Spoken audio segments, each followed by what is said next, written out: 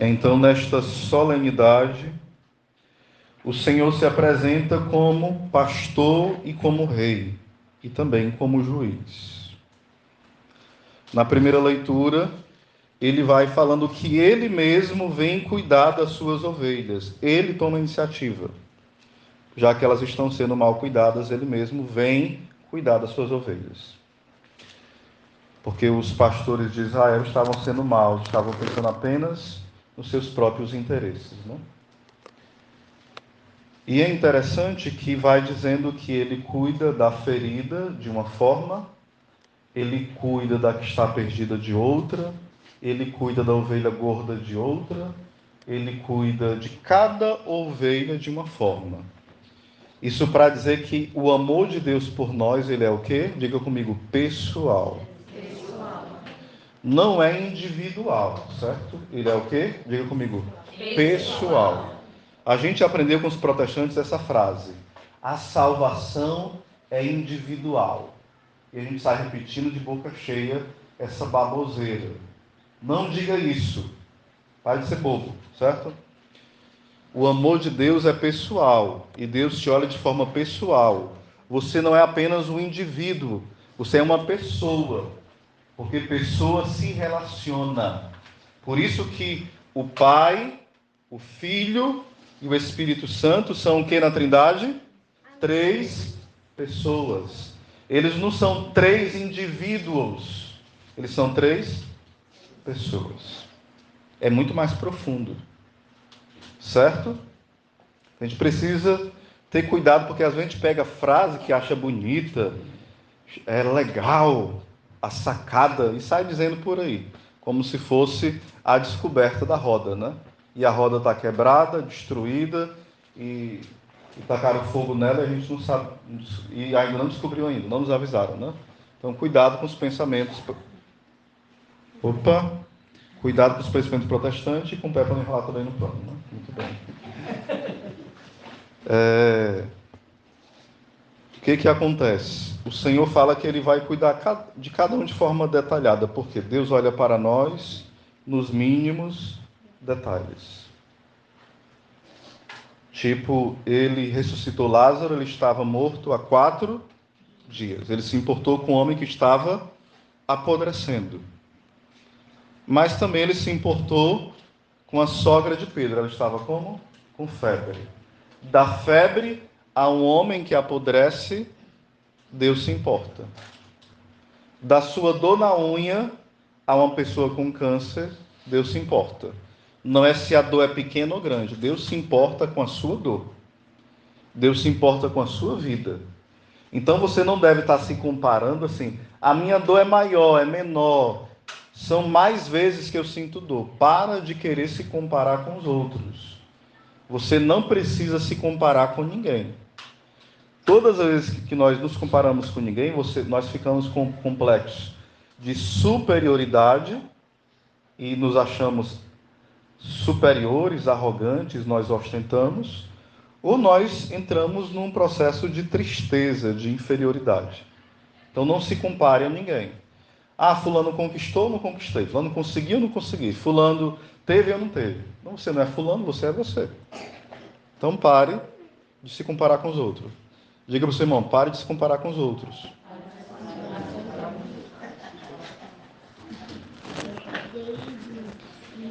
Então, essa é a primeira leitura. O pastoreio de Deus que é pessoal e cuida dos mínimos detalhes. Depois o Salmo, ele vai dizer que o Senhor é o nosso pastor e nada nos faltará. E algumas traduções falam, o Senhor é meu pastor e não me falta coisa alguma. Para dizer o que para nós? Que por mais que nos falte tudo, quando nós temos aquele que é o tudo, não nos falta nada. Por exemplo, se Deus é o Senhor da minha vida e eu tenho depressão, não está me faltando nada. Se Deus é o Senhor da minha vida e eu estou com câncer, não está me faltando nada. Se Deus é o Senhor da minha vida e eu estou liso, não está me faltando nada. Porque Deus me dá força, me dá alegria de mesmo na provação, na tempestade, de dizer: Senhor, isso aqui é apenas um detalhe. Eu estou contigo. E antes disso, tu estás comigo. O que a gente reza na missa? O padre fala: o Senhor esteja convosco. E a gente fala o quê? E nós precisamos acreditar nisso. Que Ele é o nosso pastor e Ele está conosco. Não apenas nos olha de longe, Ele nos olha de perto e cuida de nós, como um bom pai. É preciso entender isso, porque às vezes a gente sai mendigando o amor dos outros. Por isso que a gente sofre tanto, né? A gente sai mendigando. Às vezes até na igreja a gente é um mendigo. Na igreja. Vou dizer como. A gente coloca as músicas bem carentes na igreja, né? Aquela música assim que todo mundo chora. Nada contra a música, irmão. Eu também canto, eu toco. Canto ruim, mas eu toco. Né? Quando não tem ninguém, aí eu faço o que dá para fazer, né? Não tem tu, vai tu mesmo, né? Então o que acontece? Às vezes a gente está numa adoração santíssima, aí de repente vem lá aquela música lindíssima, louvado seja Deus quando tem um ministério de música bom, né? A pessoa chora, a pessoa vai lá, solta-se, parece que o mundo vai acabar, e tudo bem. É tocada por Deus, né? Através da música. É muito bom quando tem um ministério de música que ajuda a gente a rezar. Só que muitas vezes a pessoa pode se viciar apenas na sensação da música. Vocês estão me entendendo? A pessoa ela vai de evento em evento, de retiro em retiro, de música em música, de choro em choro, e nunca amadurece. Até quem toca. Exato. O padre Jonas Abib dizia o seguinte, o Monsenhor Jonas, né? Aquele santo homem, no livro Músicos em Ordem de Batalha, ele trabalhava essa temática, né? Às vezes a pessoa que toca e canta, e quem está participando de um show, de uma noite de louvor, de um momento ali de espiritualidade com a música, ele pode às vezes sair daquele momento profundo de adoração, e depois que ele sai dali, ele acaba caindo no pecado com a namorada, porque ele fica muito sensível. A música, o músico geralmente é mais sensível, não é? A pessoa está tão sensível ali com aquele toque, que às vezes ela confunde o toque espiritual com o toque carnal. Se a pessoa não tiver maturidade, ela confunde. E ela está tão aflorada ali na coisa, que ela, está tão bom o negócio, eu vou continuar agora. Aí é o que fala São Paulo: aquilo que começou no espírito, termina na carne. A gente deve ter muito cuidado. O pregador também. Começa a pregar e todo mundo, olha, tá legal, tá legal, tá legal. Aí o pregador se empolga, aí começa a falar besteira. Para impressionar as pessoas. Começa a contar piada, começa a dizer palavras que chocam as pessoas, começa a dar esculhambar, provocar, dizer palavras duras. Para quê? Para chocar. Para causar, como dizem, né? Para ver, olha, que pregador diferente. Porque começa no espírito e termina na carne. Não pode ser assim. O seu casamento talvez começou no espírito, com o desejo de ser uma família que educa os filhos para Deus, uma família em paz, de se abrir a vida. Começou no espírito. Mas depois começou briga, traição, o barzinho, a televisão, o WhatsApp, o Facebook, os amigos, o anticoncepcional, não quero mais filho, nenhum, de jeito nenhum, está tudo caro. E daqui a pouco, está ali os dois como dois inimigos com um contrato dentro de casa. Aquilo que começou no espírito, termina na carne. Isso é em tudo. O padre começou querendo evangelizar, querendo confessar, querendo dar os sacramentos para as pessoas. Depois não, ele quer ser famoso, ele quer cantar, ele quer postar foto, ele quer se mostrar para todo mundo, ele quer sucesso, e ele esqueceu que ele tem que ser um padre para salvar as almas, e salvar principalmente também a Deus, né?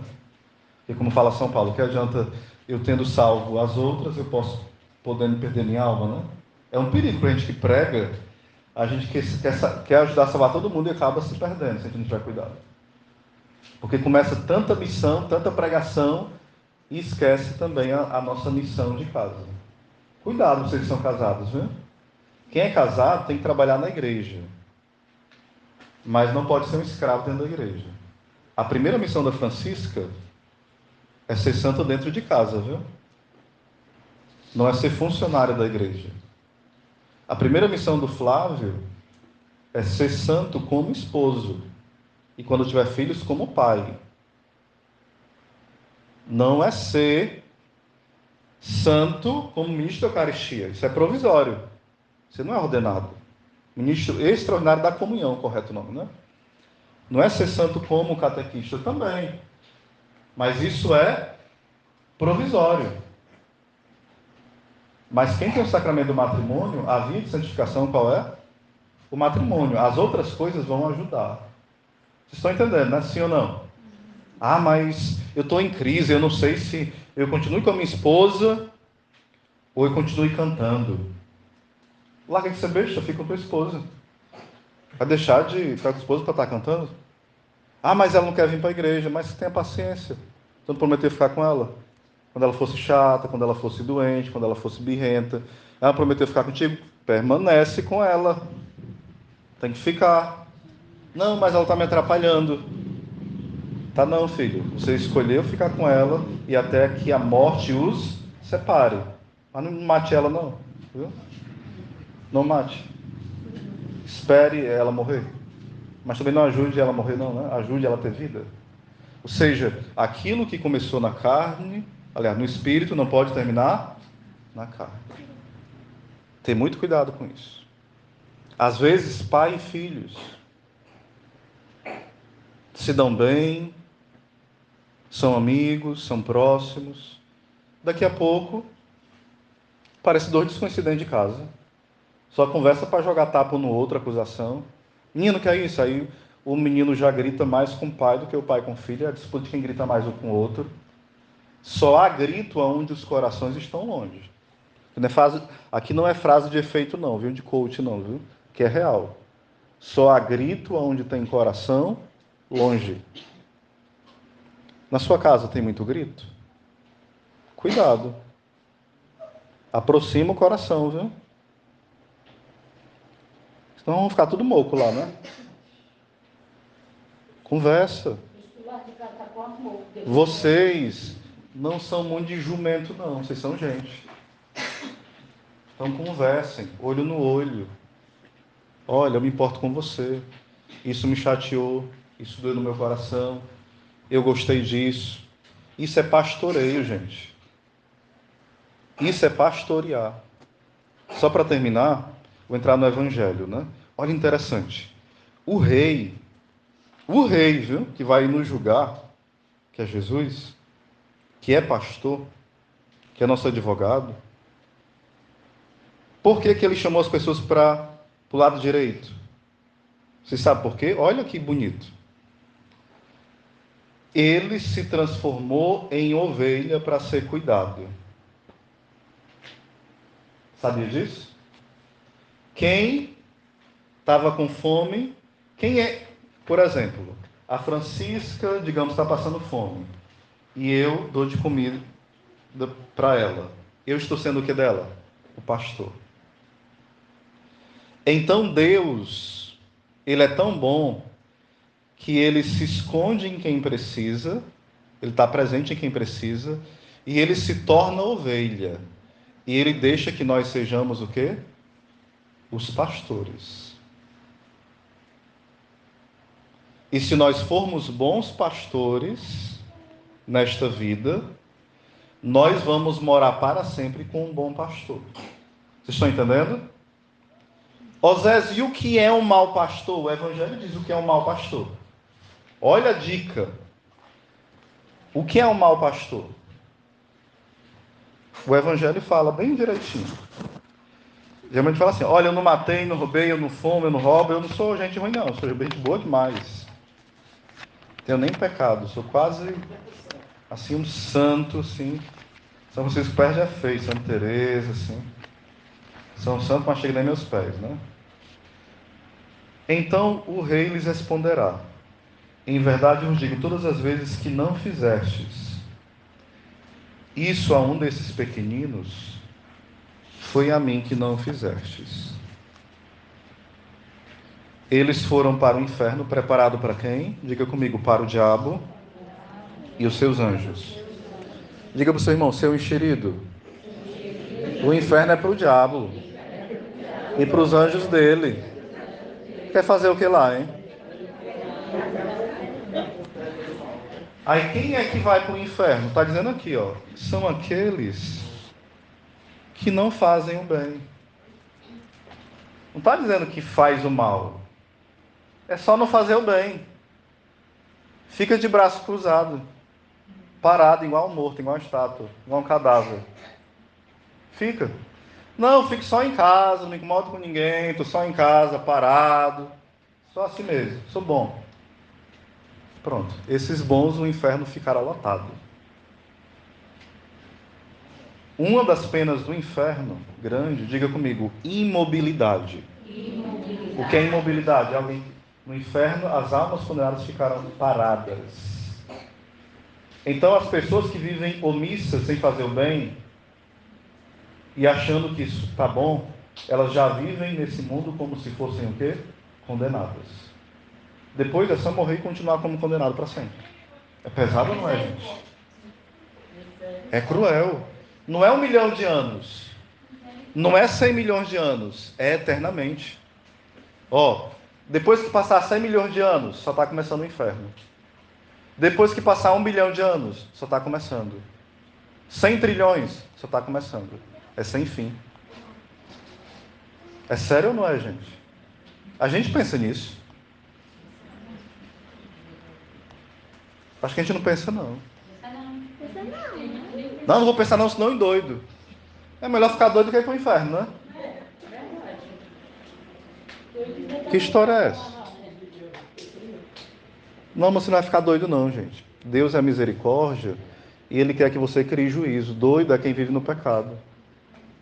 Doido é quem é escravo da sua própria vontade, dos seus vícios. Doido é quem sai de madrugada atrás de droga, de prostituição. Isso que é doidice. Mas as pessoas fazem doidice pelo diabo. Mas por Jesus nós fazemos? Você faz doidice de passar 2 dias sem comer, 3, por dieta. Mas jejum não aguenta. Pode comer carne hoje não. Jejum da Eucarística é quanto tempo? É 1 hora, é muito tempo, né não? Posso não comer nem um cremezinho não antes da missa? Para Jesus tudo é difícil, né? Tudo é um sacrifício, tudo é uma burocracia. Como se Jesus não valesse a pena. Gente, isso é falta de quê? Diga comigo, de amor. Porque quem ama se sacrifica e nem acha que é sacrifício. Quando seu filhinho está doente, você vai lá, acorda de madrugada, dá o remédio. Você ama, é um sacrifício, mas a mãe ama fazer aquilo. O que falta em nós não é coragem, falta em nós amor. Porque a gente faz sacrifício por coisas que... A pessoa não passa... Vou fazer uma vigília, que horas que é? Não, é de 10 às 2, 10 às 6. Deus me livre. Aí quando você vai na casa da pessoa, filma. 2 horas da manhã, está no WhatsApp. 2 horas da manhã, está na Netflix. Vale, tu não faz vigília, tu faz essa vigília aí. Vocês entendem que a questão é que a gente faz sacrifício por aquilo que é passageiro, mas por aquilo que é eterno, não? Quanto é esse livro aí? Porque eu não quero vender livro não, mas também quero, hein? Hoje. R$10. É 20, é muito caro. A pessoa vai lá, compra uma calça toda rasgada, cheia de bala aqui. Bazuca, passou espadachim. Aí às vezes está toda suja. É as calças da moda, suja, rasgada, que só tem buraco, né?